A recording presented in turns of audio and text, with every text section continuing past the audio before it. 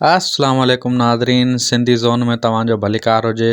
जीअं त तव्हांखे ख़बर आहे, असां हर वीडियो में तव्हांजे लाइ कुझु न कुझु नयो खणी ईंदा आहियूं। इंफॉर्मेटिव वीडियोज़ ऐं काफ़ी कुझु जेको आहे सो सिंधी मीडिया में खणी ईंदा आहियूं। ऐं इन सां गॾु अॼु असांजो जेको टॉपिक आहे त सिंध में जेके 37,000 मास्तरियूं अचनि थियूं, त उन जे बारे में तव्हांखे आगाही ॾियणी आहे। वैसे त तव्हांखे सभिनी खे ख़बर पइजी वई हूंदी त जेको आहे सो जेको सिंध हुकूमत ऐलान कयो आहे त 37,000 जेके मास्तरियूं अचनि पियूं ऐं इन जो बाक़ाइदा खां इश्तिहार वग़ैरह शाया थी विया आहिनि ऐं इन जा फार्म वग़ैरह अचण खां शुरू थी वेंदा अचणु।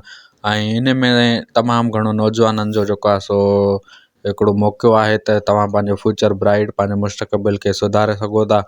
तमामु घणा नौजवान चवंदा आहिनि त यार न, हिन में मेरिट कोन्हे, हीअं आहे हूअं आहे। तव्हां घटि में घटि ट्राए कयो, टेस्ट वग़ैरह पास कयो त तव्हांजो अलाह साईं बहितर कंदो। इन सां गॾु तव्हांखे ॿुधाईंदा हलूं त इंटर बेस ते जेको आहे सो जूनियर मास्तरी मतिलबु प्राइमरी मास्तरी ऐं जेको यूनिवर्सिटी पास आउट ते आहे उन खे तव्हांखे ॿुधाईंदा हलूं त मिले थी जेको आहे सो HST जेको हाई स्कूल टीचर हूंदा आहिनि। ही कुल 3 सालनि जो कॉन्ट्रैक्ट आहे ऐं 3 सालनि जो कॉन्ट्रैक्ट चवंदा आहिनि। पोइ आहिस्ते आहिस्ते जेको आहे सो इहे वरी मास्तर ॿीहर टेस्ट ॾेई या वरी उन ई मुदे में पका थी वेंदा आहिनि। इहे शुरू में कॉन्ट्रैक्ट ॾिसी करे तव्हां माता न लारायो त यार 3 साल करे पोइ छा कंदासीं, ईअं न आहे। पंहिंजी महिनत कयो, टेस्ट जी तयारी कयो। सिलेबस बि काफ़ी सवलो आहे, इंटर ताईं आहे, मैट्रिक ताईं आहे। मैट्रिक ताईं सिलेबस आहे यार सवलो आहे, इहो त असां पढ़े वेठा आहियूं पहिरीं खां ई।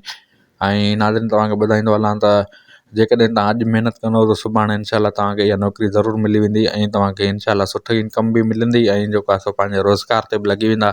ऐं जीअं नाज़रीन तव्हांखे ॾसींदा हलूं त इहे जॉब्स ईअं जेको आहे सो नोटिफिकेशन वग़ैरह अची वियो आहे। ऐं अहिड़े सां गॾु जेको आहे सो असां पंहिंजो वीडियो जो एंड कंदासीं। जीअं तव्हांखे तमामु घणो मज़ो आयो हूंदो ऐं जेकॾहिं तव्हांखे वीडियो पसंदि आयो आहे लाइक ऐं सब्सक्राइब कयो। जी नाज़रीन, आउं तकड़ में ॿुधायो वियुसि, पर असल में इहो आहे जो हिकु आगाही ॾियणो हो त यार मतिलबु जॉब्स आयूं आहिनि त तव्हां माना ईअं न आहे त यार मेरिट न हलंदी, अप्लाई न आहे करिणो, हीअं न आहे करिणो। मतिलबु इन में तव्हांखे ॿुधाइणो हो त यार लाज़मी अप्लाई कयो। ऐं जेको आहे सो न जेकॾहिं माण्हू अप्लाई कंदो रहंदो त कुझु न कुझु सुठो थी वेंदो। अप्लाई न करण सां त भला कुझु ई न आहे न।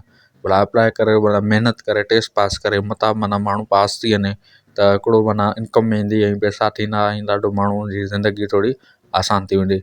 नाज़रीन, पोइ मिलूं था अॻिले वीडियो में। तेसि ताईं जेको आहे सो पंहिंजो ख़्यालु रखिजो ऐं अल्लाह हाफ़िज़।